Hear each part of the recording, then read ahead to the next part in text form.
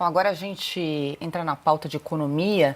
O ex-presidente do Banco Central, Roberto Campos Neto, responsabilizou diretamente o governo Lula pela alta da inflação. Ontem, numa entrevista ao programa Pânico, o economista afirmou que a alta dos custos no país é consequência do descontrole das contas públicas. Campos Neto também afirmou que a inflação não é culpa dos empresários que aumentam os preços, uma vez que eles pagam juros mais altos porque o governo gastou mais do que arrecadou, aumentando o risco. Já o ministro da Fazenda, Fernando Haddad, rebateu as críticas sobre a condução da política econômica do governo e os desafios para conter a inflação. Haddad acusou parte da sociedade e da imprensa de ignorarem o esforço do governo em cumprir a meta fiscal. Abre aspas para Fernando Haddad. É muito curioso não sermos reconhecidos como um governo que está colocando ordem nas contas. Se não fosse a decisão de adiar o fim da desoneração da folha de pagamento no ano passado, que inclusive beneficiou a mídia, teríamos superávit primário no ano passado. Sinceramente, falta um pouco de honestidade intelectual com o esforço que o governo está fazendo.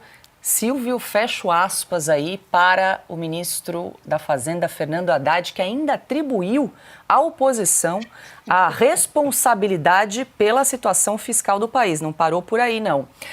Ele disse o seguinte: a atual oposição teve 7 anos para fazer o ajuste fiscal e não fez. É curioso que isso nunca seja relembrado. Quero ouvir Silvio Navarro, que ainda jogou nas costas da imprensa, da oposição, do governo anterior, a crise econômica. Tá fora da órbita, né? Completamente desconexa essa fala do Fernando Haddad. Eu me recordo, Paulo, eu até brinquei aqui em alguns programas anteriores que a última vez que eu fui ao Congresso Nacional, eu ouvi várias vezes, e até a forma como os deputados brincam nos corredores da Câmara, que eles chamavam o Fernando Haddad de patropi, em referência a uma alusão àquele personagem da escolinha do professor Raimundo, pá daqui, pá dali, sei lá, entende, não sabe do que está falando. Ele não é do ramo. Ele está lá nessa cadeira, não foi ejetado porque não tem quem o substitua, né? Hoje, quem seria o ministro da Fazenda se o Fernando Haddad sair?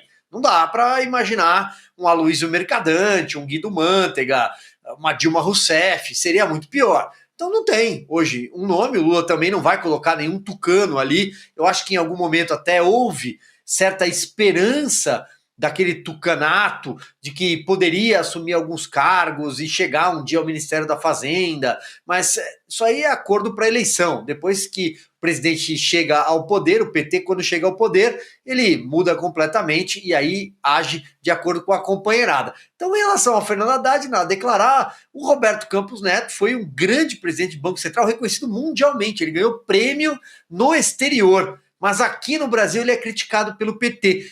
Aí, finalizando, Paulo, até quando eles vão culpar até quando eles vão viver no retrovisor?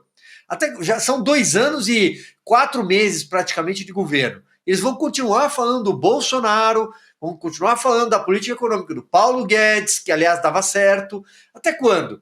Vamos ver. O brasileiro já entendeu. O brasileiro conhece o supermercado, a feira, sabe como é que está a prateleira da farmácia, o posto de gasolina. Tá difícil fechar a conta no final do mês, salário não completa o mês. Então o brasileiro sabe. O Haddad, acho que é melhor parar por aqui. O Haddad tá fora do lugar aí, tá fora da órbita. O Piotr, me ajuda aqui, rebobinando a fita, lá em 2022 o Brasil terminou o ano com 54 bilhões de reais em superávit depois de 8 anos no vermelho. Nas contas públicas depois de 8 anos no vermelho, com uma pandemia no meio, porque senão teria conseguido reverter esse quadro um pouco antes. Aí vem o primeiro ano do governo Lula, gestão Haddad na economia, 230 bilhões de déficit fiscal. E continuou o déficit no ano seguinte e provavelmente vamos ter também neste ano. Sem contar a bagunça que fez institucional e de qualquer controle das contas públicas a gestão do Haddad a mando do Lula, porque é exatamente como ele trabalha.